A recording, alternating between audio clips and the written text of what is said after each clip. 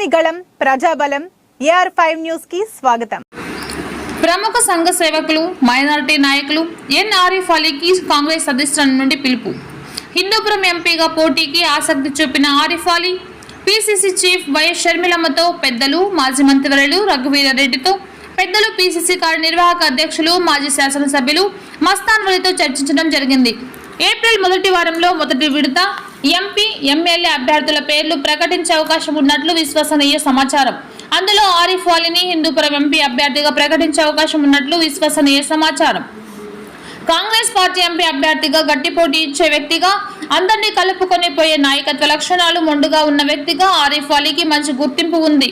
సేవా కార్యక్రమాలతో సమర్థవంతమైన నాయకత్వంతో బడుగు బలహీన వర్గాలతో మంచి పట్టు కలిగిన ఆరిఫ్ అలీ గెలిచే అవకాశాలు కూడా ఉన్నట్లు ప్రజల్లో చర్చ జరుగుతోంది. గత కొన్ని సంవత్సరాలుగా కేంద్రంలోని బీజేపీ అవలంబిస్తున్న ప్రజాస్వామ్య వ్యతిరేక విధానాలను, రాజ్యాంగ విరుద్ధ చట్టాలకు వ్యతిరేకంగా దేశవ్యాప్తంగా దేశ ప్రజలు నిరసన తెలుపుతున్న సమయంలో కాంగ్రెస్ పార్టీకి అనుకూలించే అవకాశం ఉంది.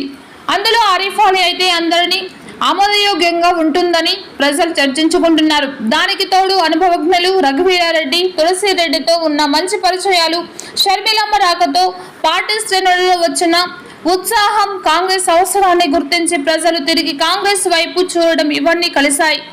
ఏది ఏమైనా కాంగ్రెస్ పార్టీ ఉనికి ఇక లేదు. ఇక కాంగ్రెస్ పని అయిపోయింది అనుకున్న సమయంలో రెట్టింపు ఉత్సాహంతో అనూహ్యంగా కాంగ్రెస్ గ్రాఫ్ పెరిగింది. హిందూపురం ఎంపీ సీట్ ఆరిఫ్ అలీకి కలిసొచ్చే అవకాశం ఉందని రాజకీయ వర్గాలలో వినిపిస్తున్న బలమైన వాదన. జై హింద్ మిత్రులారా, హిందూపురం పార్లమెంట్ సెగ్మెంట్లో ఉన్నటువంటి ఓటర్ మహాశైవులకు, అదేవిధంగా హిందూపురం పార్లమెంట్లో ఉన్నటువంటి అన్ని నియోజకవర్గాల్లో సేవా కార్యక్రమాలు చేస్తున్నటువంటి సామాజిక సేవా కార్యకర్తలకు, నాయకులకు, ప్రజాసంఘ నాయకులకు, బడుగు బలహీన వర్గాల శ్రేయస్సు కోరే ప్రతి ఒక్కరికి నమస్కారం. 2024 సార్వత్రిక ఎన్నికల్లో భాగంగా హిందూపురం పార్లమెంట్ అభ్యర్థిత్వం కోసము, పార్లమెంట్లో పోటీ చేయడం కోసము నేను ఎన్ ఆరిఫ్ అలీ, మీకు సుపరిచితుణ్ణి. గతంలో ఎన్నో విధాలుగా మీ అందరికీ పరిచయుణ్ణి. మీ ముందుకు రానున్నాను. మీరంతా పెద్ద మనసుతో మనస్ఫూర్తిగా స్వాగతిస్తారని, సహకరిస్తారని ఆశిస్తున్నాను.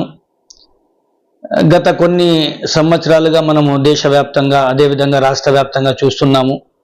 అటు కేంద్ర ప్రభుత్వం కానీ, రాష్ట్రంలో ఉన్నటువంటి అధికార ప్రతిపక్ష పార్టీలు కానీ, ముఖ్యంగా మైనార్టీలకు, బడుగు బలహీన వర్గాలకు, క్రైస్తవ సోదరులకు, వెనుకబడినటువంటి మా సోదరుల కోసం ఏ విధమైనటువంటి సంక్షేమ పథకాలు కానీ ఆచరణ రూపంలో తీసుకొని రావడం లేదు.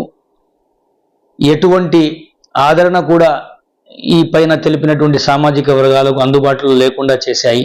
ముఖ్యంగా కేంద్రంలో ఉన్నటువంటి బీజేపీ పార్టీ ప్రజాస్వామ్య వ్యతిరేకమైనటువంటి విధానాలతో, రాజ్యాంగ విరుద్ధమైనటువంటి చట్టాలతో దేశ సార్వభౌమత్వాన్ని, అన్యోన్యతను, సోదర భావాన్ని చిన్నాభిన్నం చేసి భారతదేశము గత 72-74 సంవత్సరాల్లో సాధించిన ఘనత, మరియు గతంలో ఉన్నటువంటి పాలకులు అందించినటువంటి అభివృద్ధి సంక్షేమ పథకాలను నీరుగార్చి ఒకే ఎజెండా, లేనోళ్ళ దగ్గర కొల్లగొట్టడము, ఉన్నోళ్లకు అంటగట్టడము, ఈ విధమైనటువంటి ధోరణితో భారతదేశ ఔన్నత్యాన్ని, భారతదేశ అభివృద్ధిని ఎంతో నష్టం కలిగించారు. ఆ దృక్పథంతో గత కొన్ని సంవత్సరాలుగా ప్రత్యక్ష రాజకీయాలకు దూరంగా ఉంటూ కేవలం పత్రికను నడుపుకుంటూ, అదేవిధంగా ప్రజా సేవలో చేస్తూ మీ యొక్క అందరి మన్ననలు పొందాను. కానీ ఈ పరిస్థితుల్లో ప్రశ్నించే వాళ్ళు లేకపోవడము చాలా ఇబ్బందికరమైనటువంటి పరిస్థితులు. ప్రజల ఓట్లతో, ప్రజల అభిమానంతో గెలిచిన వాళ్ళు గెలిచిన తరువాత ఎన్నికల ముందు చేసే వాగ్దానాలను మరిచి తమ స్వార్థం కోసం పనిచేస్తున్నారు. అలా కాకుండా కింద స్థాయి నుంచి వచ్చాము, గ్రౌండ్ లెవెల్ బాధలు, కష్టాలు, ప్రజలు పడేటటువంటి ఇబ్బందుల గురించి అవగాహన కలిగిన వ్యక్తులము. మధ్యతరగతి కుటుంబంలో ఉన్నటువంటి రుగ్మతలు కానీ, మధ్యతరగతి కుటుంబంలో ఉన్నటువంటి వారికి కావాల్సినటువంటి సదుపాయాల గురించి కానీ అవగాహన కలిగిన వ్యక్తిని కాబట్టి, పేద బడుగు బలహీన వర్గాల మధ్యలో పెరిగిన వ్యక్తిని కాబట్టి, వాటినన్నింటినీ అవగాహన పొందిన వ్యక్తిని కాబట్టి, ఆ సమస్యల పరిష్కారం కోసం నా వంతు కృషి చేసే బాధ్యత ఒక భారతీయుడిగా నా మీద ఉంది, ఒక భారతదేశ పౌరునిగా నా మీద ఉంది. కాబట్టి మీ అందరి యొక్క మద్దతు కోసము, మీ అందరి యొక్క ఆశీస్సుల కోసం ఎదురు చూస్తున్నాను. సంబంధిత పెద్దలతో రాష్ట్ర వ్యాప్తంగా, అదేవిధంగా దేశవ్యాప్తంగా నాకు పరిచయం ఉన్నటువంటి అన్ని సంఘాలు, కుల సంఘాలు, మత సంఘాలు, మరి అదేవిధంగా సామాజిక సేవ చేసేటటువంటి నాయకులు, కార్యకర్తలతో సంప్రదింపులు చేశాను. ప్రతి ఒక్కరూ మనస్ఫూర్తిగా అభినందించారు, స్వాగతించారు. మన యొక్క హిందూపురం పార్లమెంట్ సెగ్మెంట్లో ఉన్నటువంటి ప్రతి ఒక్క ఓటరు, 14 లక్షల పైచులకు మంది ఓటర్లు, మీరు కూడా స్వాగతిస్తారని, ఆదరిస్తారని, దీనికి మనస్ఫూర్తిగా సహకరిస్తారని కోరుకుంటూ, మీ అందరి యొక్క సపోర్ట్ను ఆశిస్తూ మీ ముందుకు రానున్నాను. దీనికి సంబంధించి కాంగ్రెస్ పార్టీ పెద్దలతో కూడా చర్చించడం జరిగింది. వారు కూడా నా అభ్యర్థిత్వాన్ని పరిశీలిస్తామని చెప్పి హామీ ఇవ్వడం జరిగింది.